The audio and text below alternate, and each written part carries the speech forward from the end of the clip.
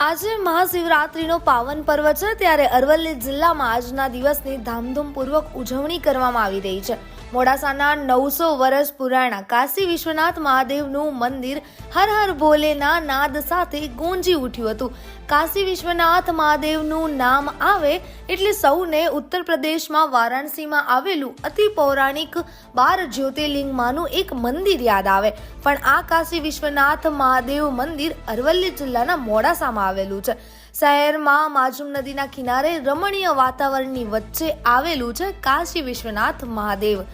આજના દિવસે કાશી વિશ્વનાથ મહાદેવ મંદિરમાં શ્રદ્ધાળુઓએ ભોલેનાથના દર્શન, અર્ચન અને પૂજા કરી ધન્યતા અનુભવી હતી. આજે મહાશિવરાત્રિના પર્વે વહેલી સવારથી શિવભક્તો ભગવાન ભોલેનાથના દર્શને ઉમટ્યા હતા. સાથે જ ભક્તોએ બેલીપત્ર, જળ, દૂધ, પંચામૃત ચડાવીને શિવ આરાધના કરી હતી. મોડાસા શહેરમાં આવેલું અતિ પૌરાણિક કાશી વિશ્વનાથ મંદિર હિન્દુ ધર્મનું સૌથી જાણીતું મંદિર છે, જે ભગવાન શિવને સમર્પિત છે. આ મંદિર શ્રદ્ધાળુઓનું આસ્થાનું કેન્દ્ર છે. રમણીય એવા માજુમ નદીના કિનારે આવેલા મંદિરે શિવરાત્રિના પર્વે દર્શનનું વિશેષ મહત્વ રહેલું છે. અહીંના મુખ્ય દેવ વિશ્વનાથ તરીકે જાણીતા છે, જેનો અર્થ વિશ્વના નાથ થાય છે. એટલે આ મંદિર કાશી વિશ્વનાથ મંદિર તરીકે ઓળખાય છે. માજુમ નદીના કિનારે અંદાજે 900 વર્ષ જૂના આ મંદિરનો મહિમા ખૂબ અનેરો છે. કાશી વિશ્વનાથ મંદિર પરિસરમાં કાશી વિશ્વનાથ દાદા પરિવાર સાથે બિરાજમાન છે. આ સિવાય પરિસરમાં નીલકંઠ મહાદેવનું શિવલિંગ સ્થાપિત છે. તેની બાજુમાં ભૈરવ દાદાની મૂર્તિના દર્શન થાય છે. મંદિરની પશ્ચિમ દિશામાં મુખવાળું પ્રથમ મંદિર શ્રી કાશી વિશ્વનાથ દાદાના પરચા મળવાના અનેક દાખલા જોવા મળે છે. આજના દિવસે ભક્તોએ મોટી સંખ્યામાં ભગવાન શિવજીના દર્શન કરી ધન્યતા અનુભવી હતી. ઋતુલ પ્રજાપતિ સાથે નીરવ પ્રજાપતિ, સમાચાર 31 અરવલ્લી. નમઃ પાર્વતી પતે હર હર મહાદેવ. હું યોગેશ કુમાર રસિકલાલ ત્રિવેદી અહીંયા પૂજારી તરીકે કામ કરું છું શ્રી કાશી વિશ્વનાથ મહાદેવમાં. આ મંદિરનું સંચાલન 84 બ્રાહ્મણ સમાજ કરે છે. આ મંદિરનો ઇતિહાસ બહુ અનેરો છે. ઓછામાં ઓછા આ મંદિરને 900 વર્ષનો ઇતિહાસ છે. 900 વર્ષ પહેલાંની કોઈ પૌરાણિક ખબર નથી. 900 વર્ષ જૂના સુધીમાં તત્વજ્ઞાનવાળા વિનોદભાઈ પુરાણીની ચોપડીની અંદર ઉલ્લેખ કરેલો છે. અને અવશેષો અમુક છે એ આપણે મોડાસા કોલેજમાં પડેલા છે, મ્યુઝિયમમાં પડેલા છે. બીજા નંબરમાં આ મંદિરનું વર્ષ દરમિયાન અનેકો પ્રસંગો ઉજવાય છે. શ્રાવણ મહિનામાં શિવરાત્રિમાં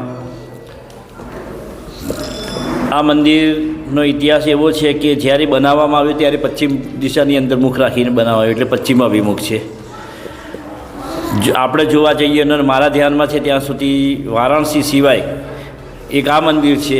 એ મને પોતાને ખબર નથી, પણ એક મહારાજ આવેલા એમને મને જણાવેલું કે અમે આટલું ફરીએ છીએ પણ પશ્ચિમ અભિમુખ અમે કોઈ જગ્યાએ જોયું નથી. બીજા નંબરમાં કે આ મંદિરનો એક બીજો ચમત્કાર એવો છે કે જ્યારે 1996ની અંદર ફરીથી રિનોવેશન કરવામાં આવ્યું, જીર્ણોદ્ધાર કર્યો, ત્યારે ઉપરથી શિખર તૂટી ગયેલું ને એનો ઓછામાં ઓછો 1.5 ટનનો પથ્થર, જે ગોળ પથ્થર આલમસાર કહેવાય છે, એ રગડીને ઉપરથી ને જ્યારે નદીની અંદર પાણી વહેતું હતું ત્યારે લોકો અંદર પાણીમાં કપડાં ધોતા હતા, પણ કોઈને નુકસાન કર્યું નથી. જ્યારે ચમત્કાર રીતે અહીંયાથી નીચેથી ગોળ ગોળ રગડીને જ્યારે આપણે ફેરવ્યું હોય, એટલે ચકડું ફેરવ્યું હોય ને એ રીતે જ નદીની અંદર જઈને અલોપ થઈ ગયેલું હતું. એમ એ લોકોએ નજરોએ જોયેલું છે. બીજા નંબરમાં કે આ જે મંદિર છે, મંદિરનું પાષાણયુક્ત શિવલિંગ છે, એ પાષાણયુક્ત છે ને આના પૂજા કરવાથી કાશી વિશ્વનાથ દાદાની પૂજા કરવાથી અનેક લોકોના કાર્યો પૂર્ણ થયેલા છે અત્યાર સુધીમાં. ઓમ નમઃ શિવાય. શ્રી કાશી વિશ્વનાથ મહાદેવ દેવસ્થાન ટ્રસ્ટના પ્રમુખ તરીકે નવીનભાઈ ડી ઉપાધ્યાય. કાશી વિશ્વનાથ મહાદેવ વર્ષો જૂનું 800 વર્ષ જૂનું મંદિર છે, જેની પરંપરાગત ચાલતું આવે છે. ટ્રસ્ટ 2 વર્ષ પહેલાં બનાવવામાં આવ્યું હતું, 2021માં, અને હવે ટ્રસ્ટી નિર્માણ કરવામાં આવે છે. કાશી વિશ્વનાથ મહાદેવની સેવા કાર્યો કરે છે.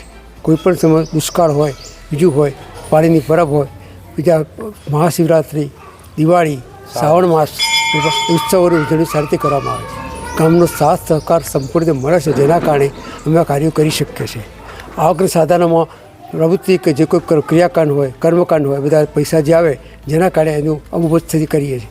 શિવરાત્રિમાં જે આવક થાય એમાંથી તમે ખર્ચ પૂરો કરો છો. એ સિવાય અન્ય સેવા કાર્યો કર્યો કે જે છોકરીઓ વિદ્યાર્થીઓ હોય સંસ્કૃતના પાઠશાળા છોકરાઓ અહીંયા આવે મહાપૂજા કરે, લઘુરુદ્ર કરે, મહારુદ્ર કરે, અભિષેક કરે, શિવાર્ચીનું પૂજન કરે. એ તમામ સેવા કાર્ય મોડાસામાં કાશી મહાદેવ દેવસ્થાન ટ્રસ્ટ તરફથી કરવામાં આવે છે. એ પહેલાં મહાદેવ મંડળ ચાલતા હતા જેના મારફતે કામ કરાવતા હતા. અત્યારે હાલ ટ્રસ્ટના કારણે લોકો સાથ સહકાર આપે છે જેના કારણે અમે આ સંપન્ન કામ કરી શકીએ છીએ.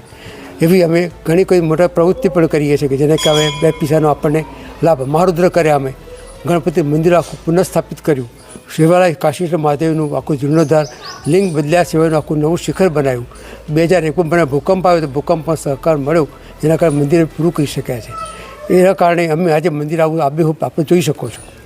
મંદિરમાં વહીવટ સુંદર સુઘડ ચાલે છે જેના કારણે અમને થોડો સાથ સહકાર મળી રહે છે.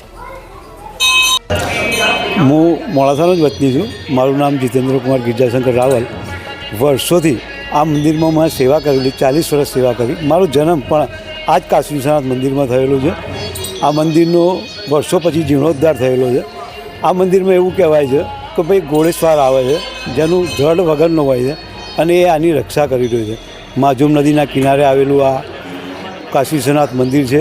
અહીં નાગદરો છે કે જે અસ્થિઓ પધરાવીએ તો એનું મોક્ષ પણ મળે છે. આ એવું ચમત્કારિક મંદિર છે. એક અહીં બટુક ભૈરવનું મંદિર જે આવેલું છે જે એટલો ચમત્કારી છે કે આપણી કોઈ પણ મનોકામના હોય તો અહીંયા આવીને પૂર્ણ થાય છે.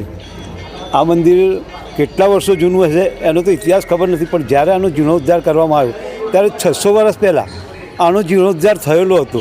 એટલે એ પહેલાંનું પણ આ પુરાનું મંદિર છે.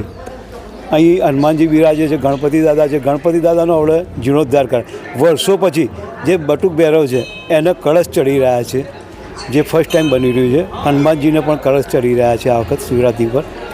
દરેક ભક્તોનું જય બોલે. હર હર મહાદેવ. હર હર મહાદેવ. 800 વર્ષ જૂનું મંદિર છે, પૌરાણિક મંદિર છે.